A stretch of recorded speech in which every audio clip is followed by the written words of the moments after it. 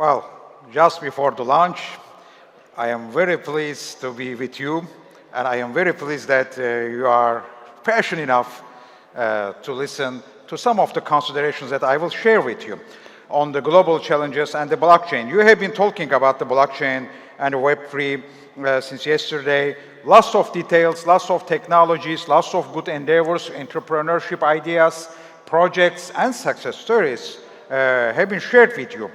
This is why I will try to go around the subject a little bit, to see how the new blockchain technologies, how the developing Web3 can fit to the ecosystem in which we are as the business, as the global village people, but also certainly how it can change it, how it can go beyond it, or how it can even create an unrelated system of thought and progress.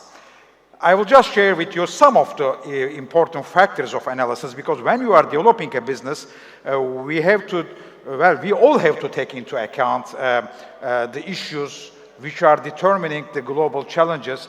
And we are in an era after the pandemic, after Russia and invasion of Ukraine, after people around the world trying to be more vocal in everywhere in democracies, we need to try to see a reality in which we are in the universe in a period where we can look really forward, and we can really maybe jump a lot in the space-time continuum to see our future, to design our future in a better way, and trying to take a distance to what we do, trying to see what we do a little bit from outside is always helpful. It's always helpful to see the world in which we are and to try to understand the global challenges so that our business plans are more reliable, so that they address the problems, so they do not address the problems, but they create new opportunities. You don't necessarily need to address a problem to be successful in business. And so that we can still make good for the planet and its own civilizational problems, civilizational issues. It's about globalization. Globalization, which is about mobility in every sphere of life, mobility of goods, services, ideas, mobility of capital, money, mobility of viruses, biological viruses, digital viruses, financial viruses, disinformation virus, CO2 virus. So it's about mobility in which we are, and mobility is also about people. People's mobility is a determining factor when you are trying to design a business plan, when you are trying to get a financing scheme. We need to take into account that people also are mobile in space-time continuum on this planet. And the people are related with the country structures, and country structures are related with legal orders, political orders, economic orders. So it still matters whether we are in Web 1, Web 2, or Web 3. It still matters, and it still matters that this demographic structure here, as you see, the darker colors are the societies with longest living people, spending more money and living longer to spend that money in different ways. And then you have the lighter blue window of opportunity belt, where the people are starting to become autonomous or independent economic actors. And then the lighter color, especially Africa, the youngest part of the planet, so very mobile throughout this century, becoming more and more populous and important. And this is also about trade, and this is still a trade world in which we are, a physical trade world, where the transatlantic relationship is important, where China is important, where Europe is important, and internal market issues are important. Look just at the mobility of airlines in the United States. Single market matters. Single market means simple legislation applied to everybody in the same way, consumer protection rights, technological issues, cybersecurity issues, and so on. So it's another factor of analysis, the physical market's importance. And the mobility shows that very well. This is about China, for example. China's airlines are more concentrated in the eastern part of the country. But this was not even like this. Just check the train lines, high-speed train lines. Most of them, they have been inexistent only a couple decades ago. And today, it's like an important web of, well, probably the most, not probably, the world's most important web of high-speed train lines are in China. About more or less, probably 10 times more than the country which follows it, Spain, France, Germany, United States.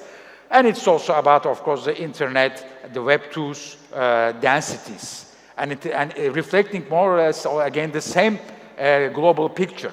Transatlantic relationship, East Asia, so whatever is between the European Union and United States is still very important, and then East Asia is growing. And when I'm saying East Asia, countries of East Asia like Japan, South Korea, also Australia, New Zealand, they belong to the broader West because they share more or less the same common denominators of rule of law, same more or less, and free market economy with autonomous regulatory instances and some basic social progress ideals.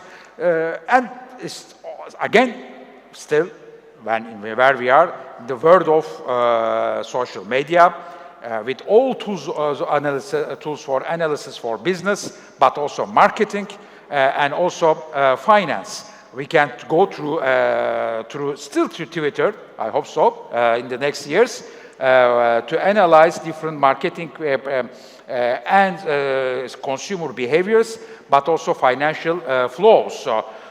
Well, are we still here? Yes, we are still here. Are we going to stop here? No. This is what we have been all listening since yesterday in this conference and elsewhere.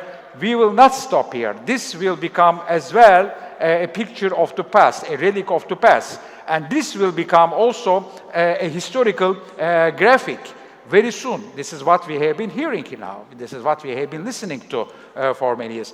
But there is still a physical reality. And there, Web3 is as well much dependent on it. This is a terabit era with tangible, concrete still connectivity lines, which are part of the geostrategy, which are part of the war tools. Well, in this interconnectivity, we should also make sure that we are not yet considering ourselves as part of the single homogeneous global village. Social media landscape, for example, tells us that it's still a divided world. Countries having difficulty to access to internet or slowing down, especially during electoral times, is still an important reality. And the tech divide is a geostrategic reality as well, not only technical divide, but the development goals are very important. People not having access to electricity is an important reality of today. Not paying their paying electricity bills, but maybe charging their phones in a single spot in every village. As it comes to the trade and the physical trade, there is an important shift towards China. This is for sure. For those countries which had the United States as a main partner compared with China, there is a total shift. But there is another reality. The European Union, and it will be very important for the development of everything related to Web3, European Union is still the standard setter of this world, having the highest number of agreements with the rest of the world, and of course imposing its standards, its legislation in digital services, digital finance, cyber security, privacy issues, data management issues. The powerhouse of standards and legislation will continue to be European Union in the foreseeable future. Whereas in the League of the Innovative Countries, there is no a winner, and it is changing every year. It depends on how you measure it, but it gives us an idea. It is changing every year. There is not a winner here.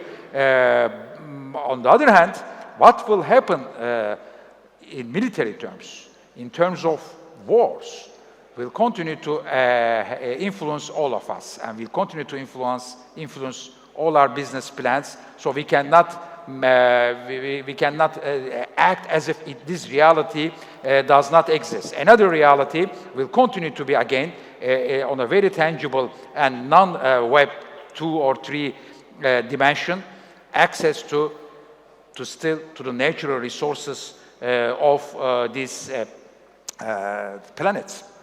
And it will be, and it will matter, and it will be a factor in every business plan, again, and not only on the underneath, of course, our planet's surface, but also outside the surface. There is the competition, and this competition and the use of these satellites, whether they are military or non-military, whether they are linked with issues of environment or security or telecommunications or, well, logistics. This is an important game changer, as well as it is, of course, the unavoidable part of every business plan, the way the world is exposed to climate change. And depending on countries, the challenges are different in quantity and in quality. And well, today's solution is, of course, looks like, and the evolution points out to the renewables, to solar and wind, but you'll never know. We all know that there are more choices, and there will be more choices for this. And the microchip industry, in this respect, will continue to be very important. Who is producing them? But don't be sure that this is not only the reality. When you go into what Hong Kong or Taiwan or China or USA are producing as microchip, some of the inputs, some of the ingredients are produced exclusively sometimes by other countries, like Germany, like Netherlands. But this is important, and this is important also to finance that. And here we can still say that it's a US world for the global finance, international finance, for big businesses as it is for the startups. And the freedom also matters. You know, the countries where you have democracy, where rule of law, freedoms are by definition better for entrepreneurship, for creativity, innovation, for social responsibility networks, for all that. It is still a leagued world, like it was in the Roman Empire time. The roads of Roman Empire, Roman roads were like part of a subway system, linking not only cities, but also trade, and also the legal space, the regulations, the standards which were applied to the life. Today, we are in an urban world where the cities are linked to each other, where the smart city projects are more than what can be described by Wikipedia as smart city. It is almost all about life. And when there are new plans beyond the fourth industrial revolution to address the problems of the society, we are now in search of a better society. It's not only about 4.0 version of so-called industrial revolution and its cycles and implications for the company's economy, democracy, and the society, but it is a new search going beyond with technologies of artificial intelligence and game changers like 5G and 6G later on. And the company landscape follows it. And this is still also a landscape. I will go a little bit more into the details. We are, okay, all of them are now, they have their own R&Ds for metaverse. Countries, they have their own plans for their cryptocurrencies. But this is a graph of Web 2, not yet Web 3. So it has to change, and it will change.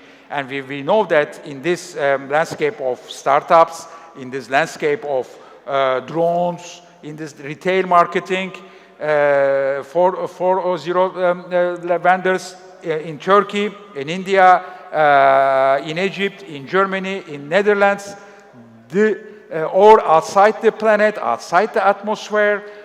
This landscape, this ecosystem is about to change as well.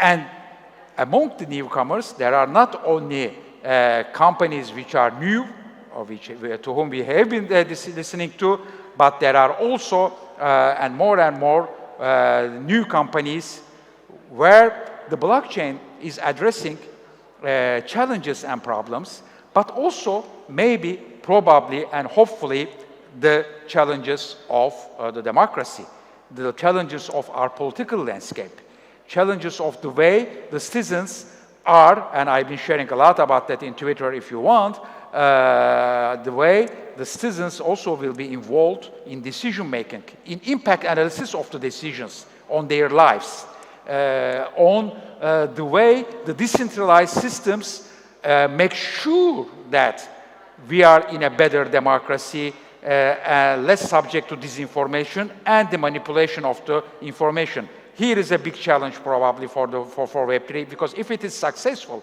in this, in being instrumental in developing a new democracy, new decision-making systems, then the future is wide open, and then the real challenge to make this planet a better one will be the main task for all of us. Thank you very much. Thank you.